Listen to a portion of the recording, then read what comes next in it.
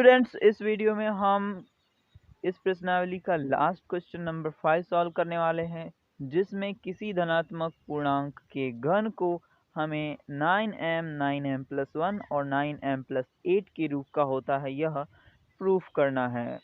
देखिए स्टूडेंट, इस क्वेश्चन को सॉल्व करने के बाद हमारे पास इस प्रश्नावली का केवल क्वेश्चन नंबर 3 बचेगा, जो कि हम नेक्स्ट वीडियो में सॉल्व करेंगे। और उसके बाद मैं आपको कुछ प्रैक्टिस क्वेश्चंस दे दूंगा जिससे कि आप इन्हें सॉल्व कर पाएँ। देखिए स्टूडेंट, इस क्वेश्चन में हमें क्या करना है। इस क्वेश्चन में हमें किसी भी धनात्मक पूर्णांक को ले लेना है और उसका घन करना है, यानी उसमें 3 की घात लगाना है और हमें दिखाना है कि वह इस रूप का होगा। तो आइए स्टूडेंट्स शुरू करते हैं। देखिए, सबसे पहले हम मान लेंगे, माना कि a कोई धनात्मक पूर्णांक है। तब हम लिखेंगे यूक्लिड विभाजन प्रमेयिका से।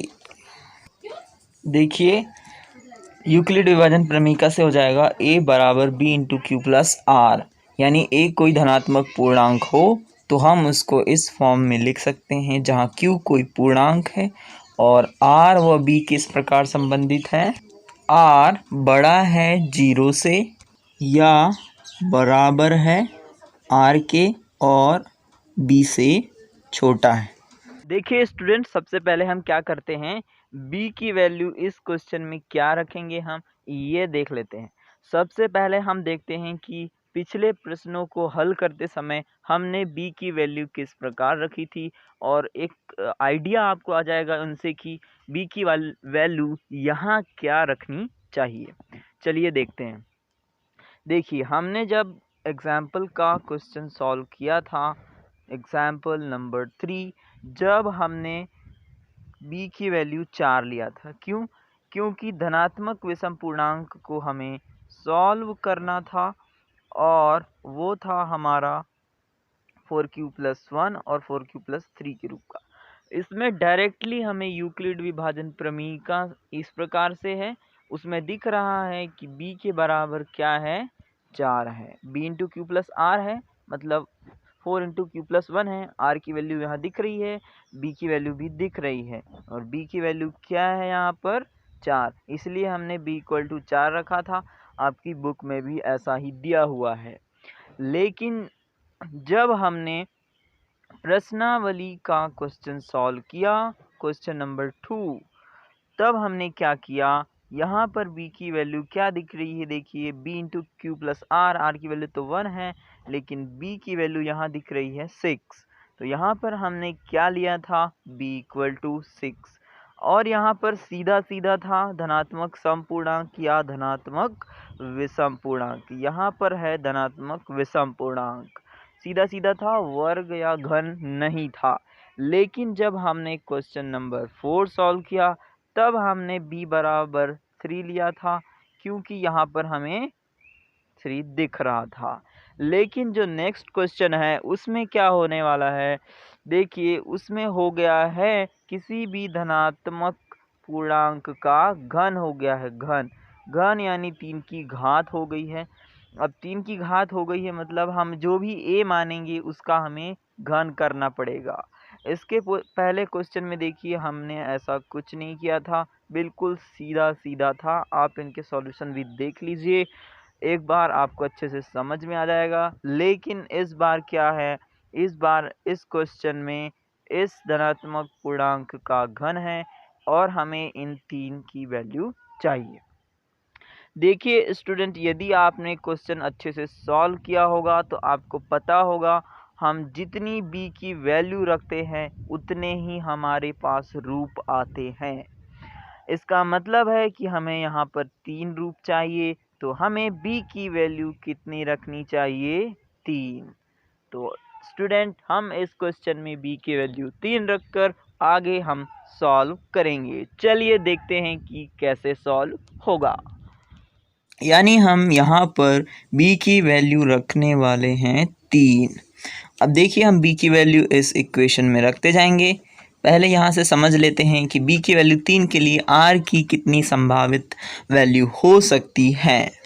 देखिए जब हम b की वैल्यू इस इक्वेशन में रखेंगे तो यह हो जाएगा कुछ इस प्रकार से। इसका मतलब है कि r की वैल्यू 3 से कम, 0 के बराबर या 0 से बड़ी होगी। मतलब r की वैल्यू हो जाएंगी 0, 1, 2, 3 से छोटी 0, 1, 2। अतः हम लिखेंगे अतः r के संभावित मान 0, 1 व 2 होंगे। अब हम क्या करेंगे, ये जो r के मान हैं 0, 1 और 2 तथा b के मान को इस इक्वेशन में रख कर देखेंगे कि a के संभावित रूप क्या क्या हो सकते हैं। सबसे पहले हम r इक्वल टू 0 रखते हैं और b इक्वल टू 3। देखिए क्या हो जाएगा। अब देखिए अब हम लिखेंगे a के संभावित रूप होंगे। अब हम b और r के मान रखते जाएंगे इस इक्वेशन में। अब देखते हैं कि क्या आता है। सबसे पहले b into q plus r, b की वैल्यू 3 रखेंगे और r की वैल्यू 0, तो ये हो जाएगा 3q प्लस 0 और इसमें जोड़ेंगे 0 जोड़ेंगे तो 3q ही बचेगा। मतलब a इक्वल टू 3q। दूसरा रूप देखते हैं। दूसरा रूप होगा a इक्वल टू b की वैल्यू 3 ही है, q प्लस r की वैल्यू 1, ये हो जाएगा 3q प्लस 1। और तीसरा रूप हो जाएगा a इक्वल टू बी की वैल्यू 3q प्लस r की वैल्यू 2। देखिए हमारे पास r के 3 मान थे, उसके लिए यह एक रूप आया, यह दूसरा रूप आया और यह तीसरा रूप। अब हमें क्या प्रूफ करना है कि ये जो आए हैं धनात्मक पूर्णांक के रूप, इनका घन हमें प्रूफ करना है। तो सबसे पहले हम घन करेंगे इस a का। सबसे पहला रूप हमारे पास है a इक्वल टू 3q और दोनों पक्षों में हम इसका क्या कर देंगे, घन यानी 3 की घात। क्योंकि यहाँ दो संख्या हैं इसलिए हमने कोष्टक लगा दिया है और इस पर घन कर दिया है। अब देखिए दोनों पर घन है, मतलब इस पर अलग घन और इस पर अलग घन, यानी 3 की घात 3 गुणा 3 q की घात 3। अब देखिए 3 की घात 3 की वैल्यू क्या होगी, 3 की घात 3 यानी 3 का 3 बार गुणा 3 गुणा 3 गुणा 3 और ये हो जाएगा 3 तिया 9 और 9 त्री 27 यानी 3 की घात की जगह हम क्या रख देंगे 27। देखिए आ चुका है a की घात 3 बराबर 27 q की घात 3। अब देखिए सबसे पहला रूप हमें लाना है 9m का, यानी हम इसमें से 9 को अलग करने का प्रयास करेंगे।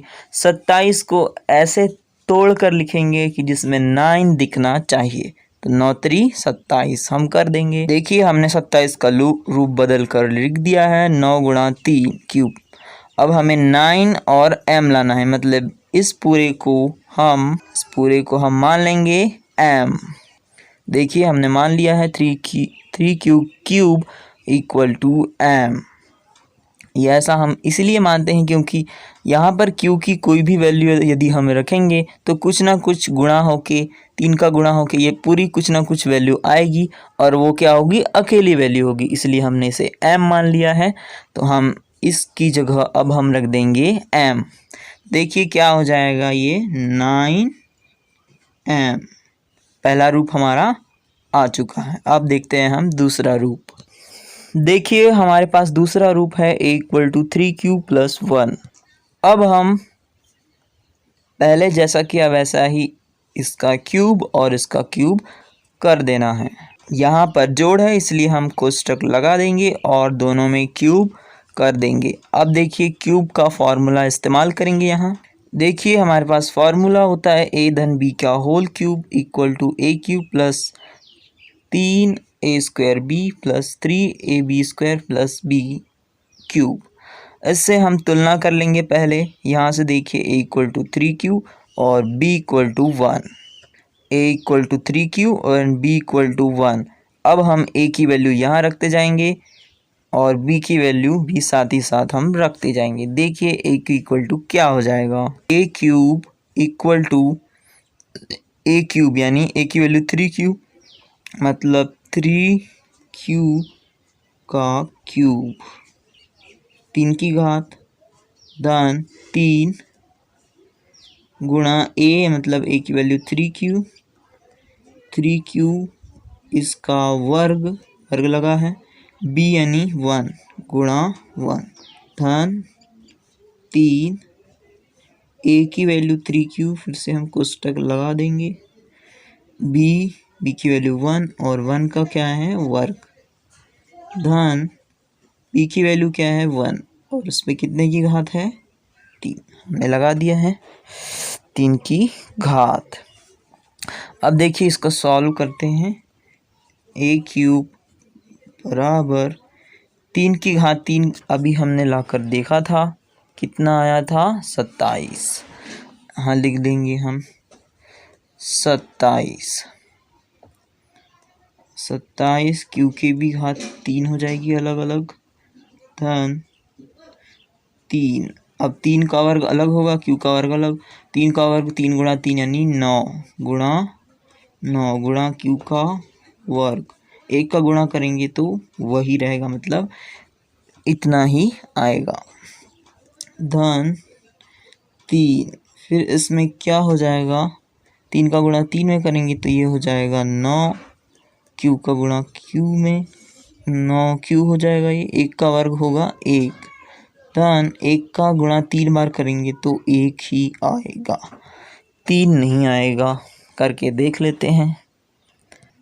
1 का क्यूब मतलब 1 का 3 बार गुणा 1 गुणा 1 गुणा 1, 1 एकम 1 एकम 1 इक्वल टू 1। अब देखिए फिर से फाइनल गुणा करते हैं। a³ बराबर 27 क्यूब, जिसमें हल नहीं हो रहा है आगे वैसा ही रहेगा, ना 27 क्यू का वर्ग धन 9 का गुणा क्यू में, क्यू का गुणा 1 में, 1 का गुणा होगा किसी भी संख्या में तो वही रहेगा, मतलब 9q ही रहेगा, 1 नहीं रहेगा, 9q धन 1 हो गया फाइनली। अब कुछ नहीं करना होगा। अब देखिए हमें अगला रूप लाना था 9m+1, तो हम +1 तो दिख रहा है और जो बचा हुआ है उसको हम क्या मान लेंगे 9m। देखिए हम लिख देंगे इसको 27q³ धन 27q² धन 9q, ये है, इसको हम लिख देंगे 9m। अब यहाँ से हम निकाल लेंगे m की वैल्यू, पहले हम इसको 9m लिख देते हैं यहाँ पर। देखिए हमारे पास दूसरा रूप भी आ गया है, इसको हमने लिख दिया है 9m+1, हमने ये मान लिया था। अब हम इससे m की वैल्यू निकाल देंगे। देखिए अब हम 27 में से 9 निकालना है कॉमन, 9 कॉमन निकल सकता है क्योंकि 9 3 27, 9 3 27 और 9 यहाँ भी है, 27 यहाँ भी है, यहाँ भी है, मतलब 9 कॉमन निकल सकता है। 9 को निकाल लेंगे तो हम क्या बचेगा 3q², यहाँ भी 9 निकल जाएगा, 3q², यहाँ भी 9 बचेगा, केवल q। अब देखिए हमने 9 कॉमन निकाल लिया है, मतलब ये बचा हुआ रहेगा। अब 9 से 9 कैंसिल हो जाएगा और m की वैल्यू हमारे पास आ जाएगी 3q² प्लस 3,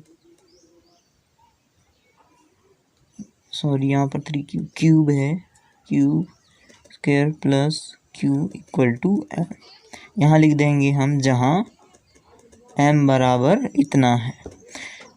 ये हम इसीलिए करेंगे क्योंकि हमें m की वैल्यू बतानी पड़ेगी कि ये फिक्स है, उसमें कोई गुणा नहीं है किसी संख्या के, क्योंकि 9 का गुणा था इसलिए हम 9 से 9 काटना पड़ा, इसीलिए m की वैल्यू हमें फिक्स बतानी पड़ेगी।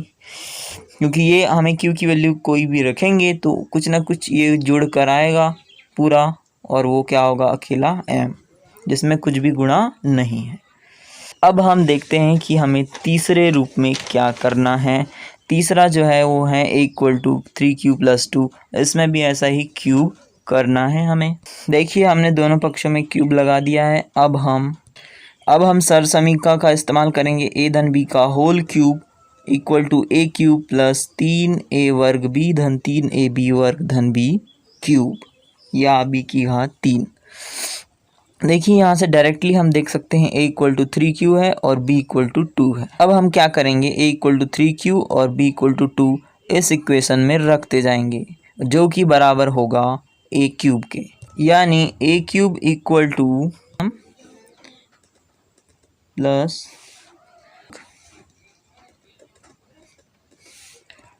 3q का वर्ग गुणा b की वैल्यू कितनी है 2 गुणा हमने 2 कर दिया धन 3 a की वैल्यू कितनी है 3q रख दिया हमने। अब b की वैल्यू कितनी है 2 यानी 2 का वर्ग 3a b का वर्ग यानी 2 का वर्ग धन b क्यूब यानी b की वैल्यू 2 का क्यूब धन 2 का क्यूब।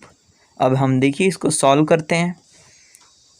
27 क्यूब 3 गुणा 3 का वर्ग 9 और क्यूब का वर्ग गुणा 2 धन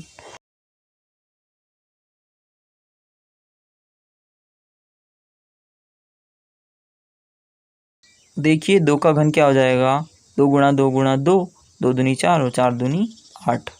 अब इनमें जो सॉल्व होगा वहाँ पर हम सॉल्व करेंगे। यहाँ कुछ भी नहीं होगा, मतलब ये जैसे का वैसा प्लस 9 3 27 27 दूनी 54 54 क्यू स्क्वायर का क्यू स्क्वायर प्लस 9 चौके 36 क्यू प्लस 8। देखिए जो हमें अगला रूप लाना था वो था 9m + 8। हमें क्या लाना है, ये रफली बता रहा हूँ कि हमें लाना है 9m + 8, यानी कि 8 को छोड़कर हम जो बाकी प्लस में होगा उसको 9m लिख लेंगे। 8 हमने छोड़ दिया और बाकी जो होगा उसको हम क्या लिखेंगे 9m, तो मान लेंगे हम। देखिए हमने इस पूरे को यहाँ से यहाँ तक मान लिया है 9m। तो अब क्या हो जाएगा ये तीसरा रूप 9m + 8 A हो जाएगा, ये हो गया 9m + 8। देखिए हमारे पास तीसरा रूप भी आ चुका है। अब हम यहाँ से 9m की वैल्यू निकाल लेते हैं। देखिए यहाँ पर क्या कॉमन निकलेगा, 9 कॉमन निकल सकता है, 9 चौके 36 9 चौक 54 9 9 3 27, तो 9 कॉमन निकाल लेंगे हम। देखिए यहाँ से 9 निकालेंगे तो कितने का गुणा करेंगे 27 आ जाएगा 3, यहाँ बचेगा 3 और क्यूब का जैसा का वैसा प्लस यहाँ से 9 निकाल दिए तो यहाँ बचेगा 6, क्योंकि 9 छक 54 होता है 9 चौके 36 होता है। और यहाँ से हमारे पास m की वैल्यू आ जाएगी, m जहाँ लिख देंगे हम m बराबर 3q³ + 6q² + 4q। देखिए ये पूरा का पूरा हो जाएगा, यह हो चुका है। अतः हम सबसे पहले इक्वेशन नंबर 1 दे देंगे, इसको इक्वेशन नंबर 2 और इसे इक्वेशन नंबर 3। अब हम क्या लिखेंगे, अतः हम लिखेंगे समीकरण 1 समीकरण 2 और समीकरण 3 से किसी धनात्मक पूर्णांक a के क्या क्या रूप होंगे 9m 9m + 1 और 9m + 8 रूप होते हैं या होता है। यही क्या हो गया सिद्ध हुआ, जो कि हमें सिद्ध करना था। यदि इसके पहले का वीडियो आपने नहीं देखा है तो लिंक डिस्क्रिप्शन में दी हुई है, और इससे नेक्स्ट वीडियो आपको देखना है तो वह लिंक अभी आपको वीडियो क्लिप दिख जाएगी, उस पर आप क्लिक करके नेक्स्ट वीडियो पर डायरेक्टली पहुंच जाएंगे। अगर आपको कोई समस्या हो तो कमेंट बॉक्स में कमेंट कर बताइए। आई होप आपको क्लियरली यह क्वेश्चन समझ में आया होगा। Thank you.